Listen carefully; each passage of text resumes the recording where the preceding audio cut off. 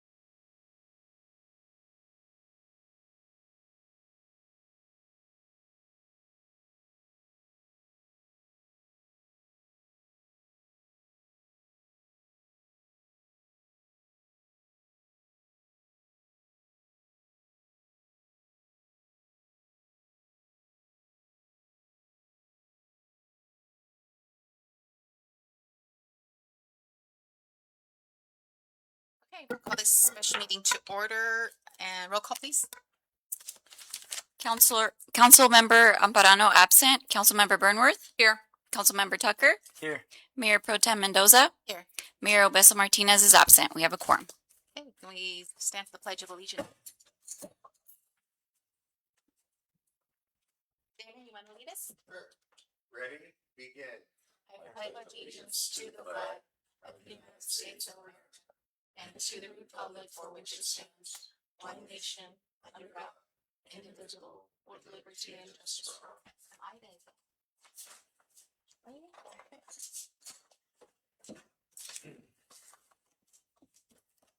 Okay, public comments for the agenda. Members of the public may address the city council only on items listed on this agenda, either in person or by emailing the city clerk's office at cityclerk@cityofimperial.gov before the start of the meeting. Pursuant to state law, the city council may not discuss or take action on issues not on the meeting agenda. There is a time limit of 3 minutes for anyone wishing to address the city council on these matters. I think the only one we have in the audience is Damon. Damon, did you have any comment? Do we have any comments submitted? None. Okay, moving on to item A1, to adopt resolution number 2026-60, accepting an award of funds in the amount of $792,781 from the Board of State and Community Corrections Prop 64 grant program, presented by Chief Reel. Thank you, Mayor Pro Tem and Council. Just briefly again, it's the Imperial Police Department has been awarded $792,781,000 through the California Board of State and Community Corrections through Prop 64, which is a public safety and health grant program. Acceptance of the award will allow the police department to implement the activities identified within the grant, including a fully funded school resource officer for a term of 5 years, a vehicle, and equipment. And so the presentation is merely just acceptance of the grant in its existing form. We have to do that in order to move forward. I've already reached out and confirmed with the state that after acceptance is received from the city, budget amendments and modifications can be made after the fact. So if it is the desire of council to make a modification to the one particular to the one particular item, which was a vehicle, that would take place after the fact. And so if it is the desire of the council, we would present alternative choices at that point. I do have a couple questions. Okay. They're not about the vehicle, I promise. So when you go onto the project officials, it has you listed on in Exhibit A on the scope of work, but then when you go into the grant application, it has you listed as the project director. But then when you go into the actual application and like the contacts, it has Captain Sheffield listed as a director. So I was the one that drafted the grant, and then after the fact, Captain Sheffield would be the manager. So at some juncture, we're both considered part of it. Yeah, it just had you both listed as director. And Okay. then so I was just curious. And then on here too, it talks about the 3 schools, which is in the, in the grant agreement, in the grant application over, it says Ben Holst, Tia Wagner, and Robert Rosas, but we actually have 4 elementary schools. And then throughout the grant application, it just lists those 3. So is Cross Elementary not listed in it? So this is actually incorrect because it'll be the 3 schools to the south. It's Cross, Robert Rosas, and Tia Wagner. Robert Rosas isn't open yet. It won't open till the next school year. So the temporary would be Ben Holtz. We've already had a conversation with the school about the Frank Wright SRO position, about changing that from a part-time position to a full-time position. And then that position would cover Frank Wright and Ben Holtz. And then the high school would cover the high school and Holbrook. And then this funded position would cover the 3 schools to the south. Okay, yeah, because in the project description on page 29, it just says SRO to serve Ben Holst, Tia Wagner Elementary, and Robert Rosas. And so like throughout, it like talks about the 3 elementary schools, but Cross wasn't listed on it. And so I think that was just an error, but I just wanted to double check that. It is. Okay. So no, Cross is one of the primary reasons that we're moving that position to the 3 southern schools. Okay. Yeah, I just wanted to make sure that this grant will cover SRO at that one as well, since it's not listed in the application in the description. And then so for the purpose of the grant, for the education and informational component, that SRO is going to be tasked with all of the schools. So they would be doing the education and information handouts for every one of the schools to include community service groups. Okay, perfect. And then So would that bring this to a total of 3 SROs? That would bring us to technically 3.5 because we have yet to modify the one to a full-time position, but there are 3 SROs assigned to the schools after this, yes. After this, there'll be 3 full-times for SROs. If we can get the Frank Wright position included in the next coming budget cycle for the schools, Uh-huh. it would be a full-time position. So then it would be 3 full-time. Okay, and so which portions of that would the schools cover? So the school would cover all of the new modifications at this. So the conversation as it happened that they don't have the ability to change their budget this year, Uh-huh. so it would occur next year. Okay. And that coincides perfectly with the opening of Robert Rosa's. Okay. And so this is for 5 years so for 5 years the school wouldn't have to fund one of them. They would fund 2 and they'd have time to build into their budget to fund the additional one. Ideally, that should be a conversation moving forward, but if this grant continues on in its existing form, I could imagine reapplying and then there being a possibility proving that it's effective for renewal of the grant itself. Okay. So this 5 years, 1 officer, right? Correct. Okay. Perfect. And with that, I'll make a motion to approve. Comments? No, I'm just. So we're not talking about the vehicle at all tonight. No, it's just the approval of the grant and then we Just the can, grant. with the Yeah. caveat that we could address the vehicle later. Yeah, I would say I can change my motion to Yeah. not bring it back with an EV, but No, okay, I second that. So I have a motion and a second. Wait, you know what, okay, a motion and a second. Please vote. I just had a comment, not to, Sorry. I wanted the vote to go first, but just to address something. We've had some issues with social media where there were some accusations made that this council maybe was not in support of this grant or not in support of the efforts of the police department and not in support of having school resource officers. And I just want to say to anybody listening and anybody listens to this later, that is absolutely 100% incorrect. I think it was made very clear that, especially by Councilmember Burnworth, how proud we are that you guys, seek out these grant opportunities, and we're excited that you use the grant opportunity to expand the school resource officer program. The issue was just the vehicle, and we had some concerns about that. Mhm. And 100%, we are in support of expanding that program and the efforts that you and your staff make towards improving the police department. And I appreciate that. Thank you. yeah, I want a second too. I always say that our job is to make sure you guys have all the resources to get home safely because we're borrowing you from your family and it's our job to get you home. So, 100% support our police department and our police officers. I think they do a great job. I mean, I know I feel safer because we have an active police force. And yeah. Thank you. Do we have any other comments? If not, we will adjourn this meeting to the next regular meeting of the Imperial City Council being held on September 2nd, 2026.